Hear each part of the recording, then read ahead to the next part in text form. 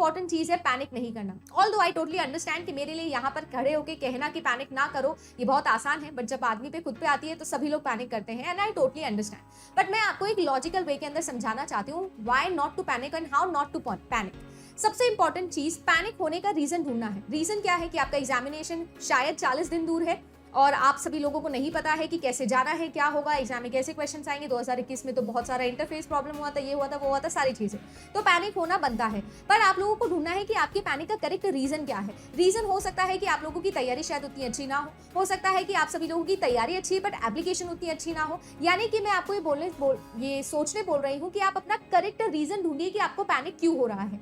बाकी पैनिक क्यों नहीं करना है इसके बहुत सारे रीजंस मैं आपको दे सकती हूँ। नंबर 1 रीजन, आपको पैनिक इसलिए नहीं करना है क्योंकि बाकी सभी चीजें बाद में आती है और पहले आती है स्ट्रैटेजी प्लान। तो अगर आप सभी लोगों ने अभी तक स्ट्रैटेजी नहीं प्लान करी है तो आपको वो करना बहुत ज्यादा जरूरी है। आपको कितना पढ़ना है, कब तक अपना कोर्स खत्म करना है, कब तक रिवीजन कंप्लीट करना है और कैसे एग्जाम में बैठना है और कैसे एग्जाम को कंडक्ट करके आराम से अपने आंसर स्टिक करके आने हैं, ये आपके पास में पहले से एक प्लान होना चाहिए।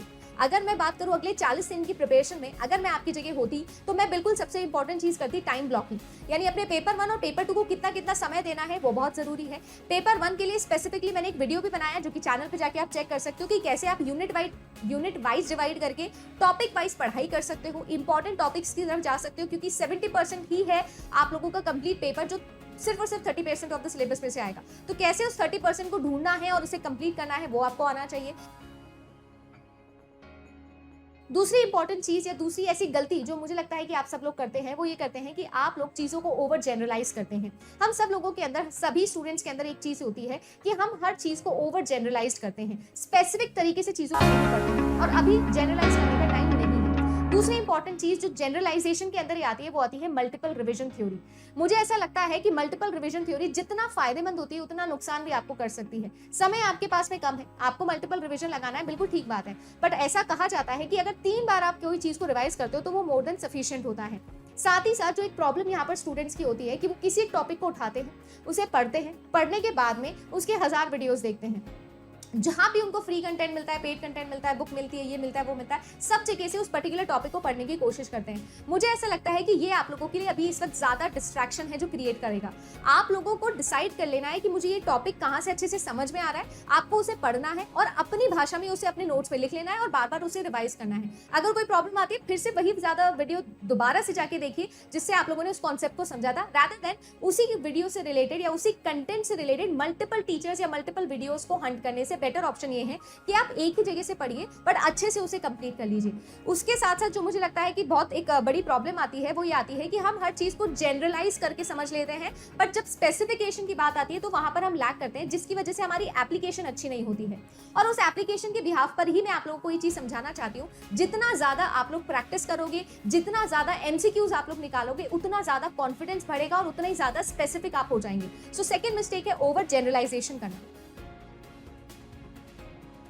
थर्ड और मोस्ट इंपॉर्टेंट चीज आती है इग्नोरिंग योर सेल्फ स्टडी, यानी कि आप किसी और पर बहुत ज्यादा रिलाय करते हैं, चाहे वो मैं हो सकती हूँ, कोई दूसरा टीचर हो सकता है, आपकी किताब हो सकती है, बहुत सारी चीजें हो सकती है। मुझे ऐसा लगता है ना तो हमें किसी के लिए वेट करना है और ना ही हमें किसी पर डिपेंडेंट होना है। सेल्फ स्टडी इज द की। भले ही आप लोगों ने 50,000 का कोर्स लिया हो, 10,000 का कोर्स लिया हो या 0 रुपीज का कोर्स लिया हो, self study is the key guys. Self study ही है जो आप लोगों का एग्जाम निकालेगी। हाँ, ये बात बिल्कुल ठीक है कि अगर आप कोई किताब से पढ़ते हैं, किसी टीचर के साथ में पढ़ते हैं, तो वो आप लोगों का समय कम कर देगा, क्योंकि वो आपको एक स्मार्ट स्ट्रैटेजी के साथ में पढ़ाएगा, क्योंकि उसने पहले से चीजें पढ़ी हुई होगी। बट स्टिल वो सारी मेहनत कोई काम की नहीं होगी अगर आप सेल्फ स्टडी नहीं करते हैं। तो मेरे हिसाब से सेल्फ स्टडी को टॉप प्रायोरिटी पे रखकर स्ट्रैटेजी बनाकर अगर आप लोग स्पेसिफिक तरीके से पढ़ें तो आप लोगों के लिए तैयारी कम समय में कंप्लीट हो जाएंगी। को ये चीज याद रखनी है कि मॉक टेस्ट में आने वाले सभी क्वेश्चंस इंपॉर्टेंट नहीं होते हैं, बट आपको मॉक टेस्ट देते रहना है। उससे आपको ये आइडिया लगेगा कि बाकी सभी लोग क्या कर रहे हैं। और एक चीज जो आपको मेरी गलती से सीखनी चाहिए कि मैंने सिर्फ पेपर 2 के मॉक टेस्ट लगाए, तो वो आपको नहीं करना है। आपको पेपर 1 और पेपर 2 दोनों के ही मॉक टेस्ट एक साथ लगाने हैं, कंबाइन करके लगाने हैं, 3 घंटे का टाइमर सेट करके। कि आपको डेफिनेटली ये काम करना चाहिए वो ये है कि रीडिंग कॉम्प्रिहेंशन और डेटा इंटरप्रिटेशन जैसे ये 2 टॉपिक जो आपके पेपर 1 में आते हैं, इन्हें आप बिल्कुल भी अवॉइड मत करिए। आज से अगर लगातार 30 दिन तक भी, जब तक आपका एग्जाम नहीं हो जाता है, अगर आप सभी लोग क्या करते हैं, आप लोग एक एक आरसी और एक एक डीआई रोज का सॉल्व करते हैं, तो ये मैं गारंटी करती हूँ कि आप लोगों के एग्जामिनेशन में आप लोगों को काफी हेल्प मिलेगी। एक ही ऐसा टॉपिक है जो आपका सर्टेन है, that is RC and DI. ये मैं हर क्लास में बोलती हूँ, आप इस चीज को मान के चलिएगा। Reading comprehension and data interpretation दो ऐसी चीजें हैं जिनसे 5-5 क्वेश्चन यानी 20 नंबर आते हैं, और ये 20 नंबर पेपर 1 के अंदर आपकी बहुत हेल्प कर सकते हैं।